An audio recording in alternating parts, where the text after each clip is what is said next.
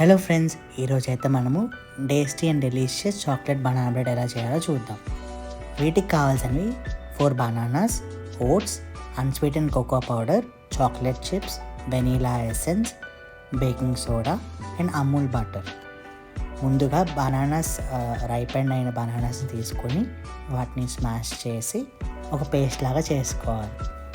వాటిలో ఉన్న షుగర్ మనకు సరిపోతుంది అనిపిస్తుంది కాబట్టి దీంట్లో ఎడిషనల్ షుగర్ వేసుకోక్కర్లేదు. ఇప్పుడు దీంట్లో మనం 2 cups oats, 1 cup unsweetened cocoa powder and కొంచెం కరిగించినటువంటి బటర్ వేసుకున్నాం. ఆ తర్వాత కొంచెం బేకింగ్ సోడా, దెన్ కొంచెం ఒక 1 ounce వెనీలా ఎసెన్స్ వేసుకొని ఫైనల్గా చాక్లెట్ చిప్స్ యాడ్ చేశాను. ఇది యాడ్ చేయడం వల్ల మనకి మాయిస్ట్ అండ్ ఇట్లా లావా కైండ్ ఆఫ్ టెక్స్చర్ అయితే వస్తుంది. ఇది చాలా మంచి ఫ్లేవర్ అయితే యాడ్ చేస్తుంది మన కేక్కి.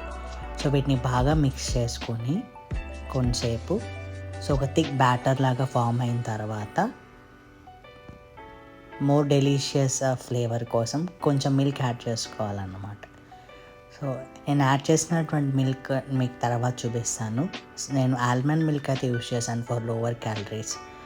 సో ఈ మిక్స్ చేసినటువంటి మిశ్రమం ఏదైతే ఉందో అది నేను ఈ మిక్సీలో వేసుకొని వాటిని బ్యాటర్ లాగా చేసుకున్నాను అన్నమాట కేక్ కోసం. సో ఇది చూసారు కదా, silk organic almond milk use చేశాను.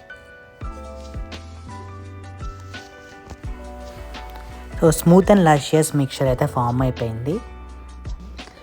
నెక్స్ట్ స్టెప్ ఏంటంటే మనం బేకింగ్ ప్యాన్ ప్రిపేర్ చేసుకోవాలి.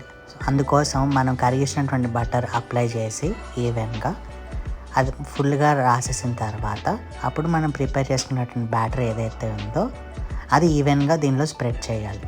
ఎటువంటి లంప్స్ లేకుండా కంప్లీట్గా స్ప్రెడ్ చేసుకోవాలి. దాన్ని ట్యాప్ చేశారంటే కనుక ఎయిర్ బబుల్స్ ఏమైనా ఉన్నా అవి పోతుంది.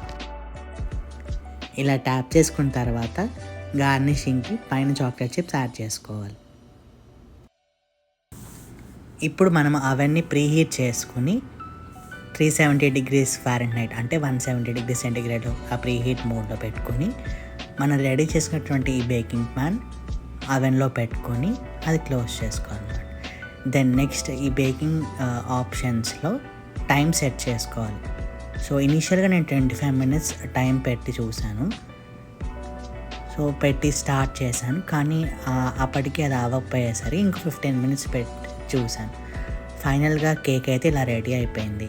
చాలా టేస్టీగా ఉందండి. టేస్ట్ అయితే మాత్రం మీరు కూడా తయారు చేసుకుని ఎలా ఉందో కామెంట్స్లో చెప్పండి. Thank you. ఎంజాయ్.